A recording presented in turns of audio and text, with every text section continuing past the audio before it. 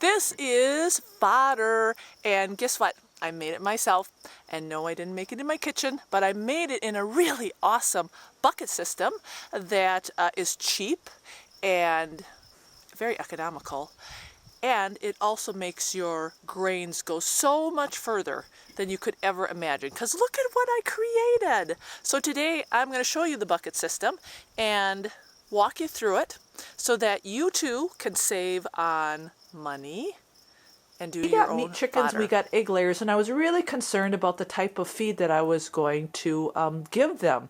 Did a lot of research, and what I discovered is that I had a lot of this stuff already in my pantry, which was hard red wheat. I had barley in my pantry. I had millet in my pantry. All of those are great grains to feed your chicks. Well, and not only are those great grains to feed your chicks, but you can sprout them and you can increase the yield. In fact, 1 pound of barley can equal 3 to 6 pounds of barley when it is grown into sprouts and fodder. And as you can see, I got 80 pounds here from the local feed store. It's non-GMO. And I'm going to be sprouting barley today, and I'm going to be sprouting some of my hard white wheat, or red wheat, or whatever. Wheat is good.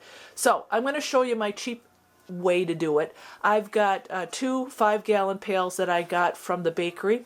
These are, you don't have to do it in special pails or anything, but this is the first soak. So I took 2 cups of the red hard wheat, and I took 2 cups of the barley, and I'm going to cover these with water and soak them overnight for 12 hours, okay? I'm trying to make this as uncomplicated as possible because sprouting and creating a Fodder system, and I hope I'm saying that right, is really simple and it's really cheap. All right, moving on to step 2. We soak these overnight, and you know, they say 12 hours. If it goes over 12 hours, people, don't despair. You're not going to ruin your sprouts, okay? But the next thing you want to do is do a nice good rinse. We're going to take out the old water and rinse it with some fresh water. And I'm just using a good old-fashioned strainer, okay? I'm not going to strain them in my buckets with the holes.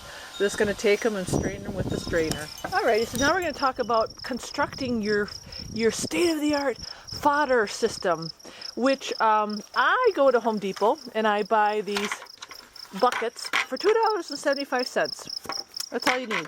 You can use as many buckets as you want, but I like the Let's Do This bucket the best. And you're going to flip them over, and with a 1/8 drill bit, you want it really small because you don't want the grain seeping through, you're going to put as many holes as you can in each bucket. Okay, very, very simple. And then the next step is you're simply going to put your grain, whatever you use, in the buckets with the holes, and you're going to stack them up one on top of each other.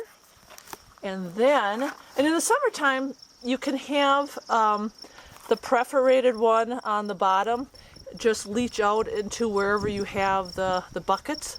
But if you don't like doing that and you want to use the water and carry it, say, to your garden, put another bucket with no holes on the bottom.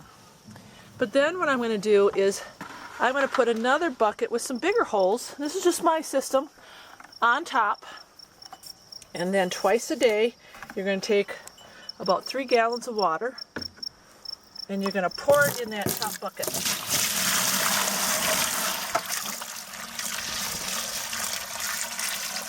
And then it's going to drip all the way down, down. And you see it's coming out the bottom, but once again, you can have a bucket with no holes to catch the water. And then you wait. Now, this is the key. Do not leave this fodder system out in the sun. It doesn't like a lot of heat. It should be actually in a shaded area.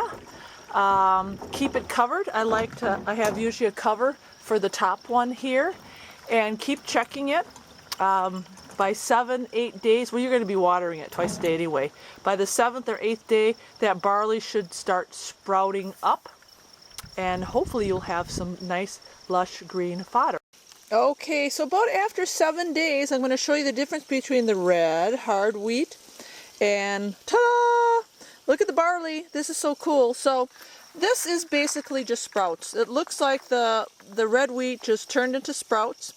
And you can see where you've got a little bit of green stuff sticking out of there. So this is still good food to feed your chicks.